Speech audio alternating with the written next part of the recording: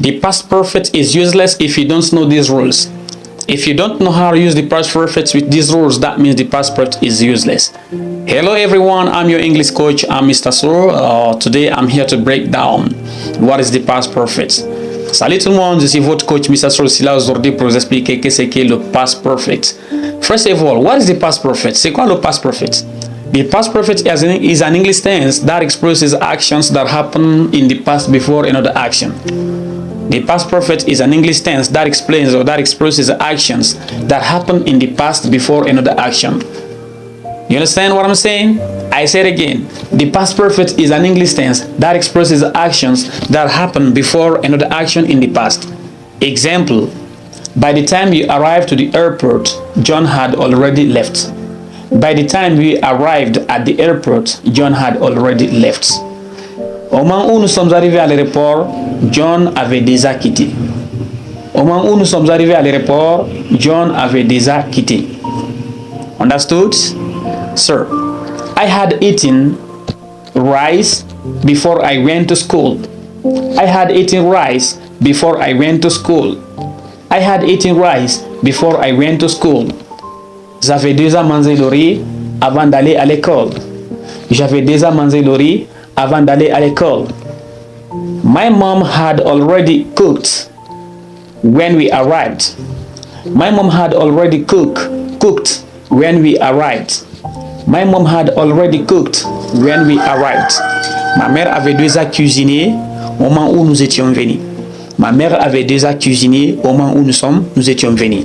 So what is the first action then? And what is the second action? C'est quelle action qui est la première action et quelle action qui est la deuxième action? The first action is what? My mom had already cooked when we arrived. Ma mère avait déjà cuisiné quand nous étions venus.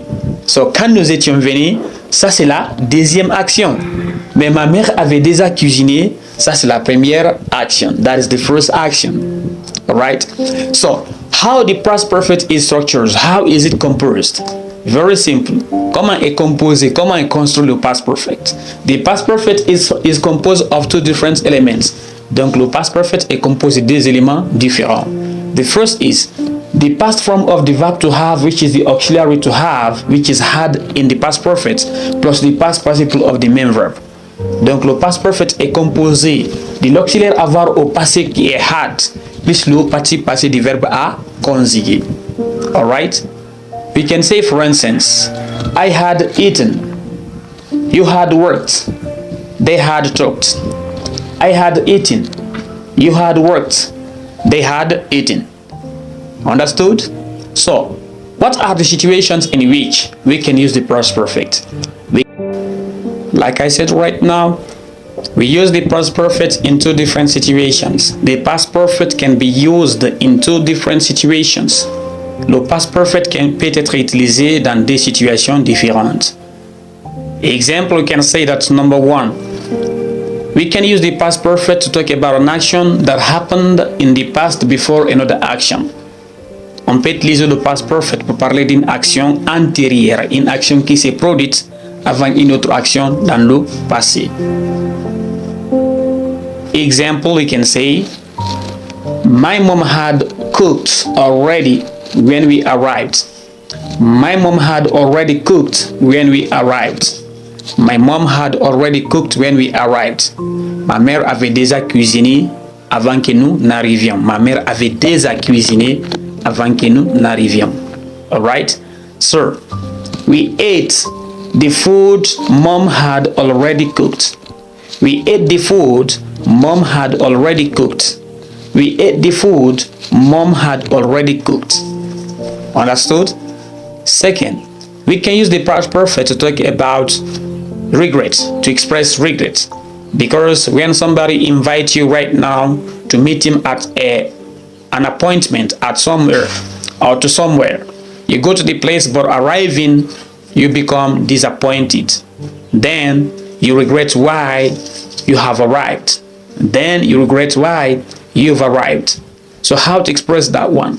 You can say, for instance, example, on peut utiliser le past perfect pour parler, pour exprimer des regrets. Par exemple, quelqu'un qui t'invite quelque part, ben t'appelle d'aller rejoindre quelque part, Arrivé sur le lieu, maintenant tu vois quelque chose qui te rend insatisfait, c'est-à-dire qui te donne le regret. Donc tu regrettes pourquoi même tu es venu. Et pourtant l'intérêt, si tu n'avais pas expliqué qu'est-ce qui s'est passé pour que tu réfléchis avant de venir, tu vois. Là maintenant tu viens, it's too late. Tu vas commencer à dire, if I had known, I would have stayed. If I had known, I would have stayed. Si j'avais su, ou bien si j'avais compris cela, ou si je savais, je n'allais pas venir, j'allais rester. Tu vois, it's too late now. Okay. Example, somebody studies now, he is not admitted, he is not, okay, eligible for the second class. Ok, maintenant il n'est pas admis pour la deuxième classe. Il dit, if I had studied harder, if I had studied more, or if I had studied harder, I would pass the exam. If I had studied more, I would pass the exam. Donc il n'est pas admis, il va dire quoi? Si j'avais étudié beaucoup, j'aurais dû passer l'examen. Si j'avais étudié beaucoup, j'aurais dû passer l'examen. Understood? So now, we are going to talk about the structures of the past perfect with three structures like that. The affirmative, the negative, and the interrogative form of the past perfect. So when do we use the affirmative form? Quand est-ce qu'on utilise la forme affirmative? When do we use the negative form? Quand est-ce qu'il faut utiliser la forme négative? And when do we use the interrogative form? Et quand est-ce qu'il faut utiliser la forme interrogative? And again, when do we use the interrogative form? Quand est-ce qu'on utilise la forme interrogative? The affirmative form is here to make confirmation of what you're saying. La forme affirmative est là pour ici faire une confirmation de ce que tu dis. Example, we can take the verb to work. I had worked. J'avais travaillé. You had worked. Tu avais travaillé. He had worked. Il avait travaillé. She had worked. Elle avait travaillé. We had worked. Nous avions travaillé. You had worked. Vous aviez travaillé. They had worked. Ils avaient travaillé. Negative form. We can say, I had not worked. Je n'avais pas travaillé. Or American, I hadn't worked. Je n'avais pas travaillé. I had not worked. Je n'avais pas travaillé. I hadn't worked. Je n'avais pas travaillé. You hadn't worked. Tu n'avais pas travaillé. You had not worked. Tu n'avais pas travaillé. He had not worked. Il n'avait pas travaillé. She hadn't worked. Elle n'avait pas travaillé. We had not worked. Nous n'avions pas travaillé. You had not worked. Vous n'avez pas travaillé. They had not worked. Ils n'avaient pas travaillé. Ou they hadn't worked. Ils n'avaient pas travaillé. Interrogative form. We can say, had I worked? Avais-je travaillé? Had he worked? Avait-il travaillé? Had he worked? Avait-il travaillé? Had she worked? Avait-elle travaillé? Had it worked? Avait-je marché? Had it worked? Avait marché? Est-ce que ça avait marché la chose? Alright? So, had we worked? Avions-nous travaillé? Had you worked? Aviez-vous travaillé? Had they worked? Avaient-ils travaillé? Now the last one will be the interrogative form. So how to use the interrogative form? La forme interrogative.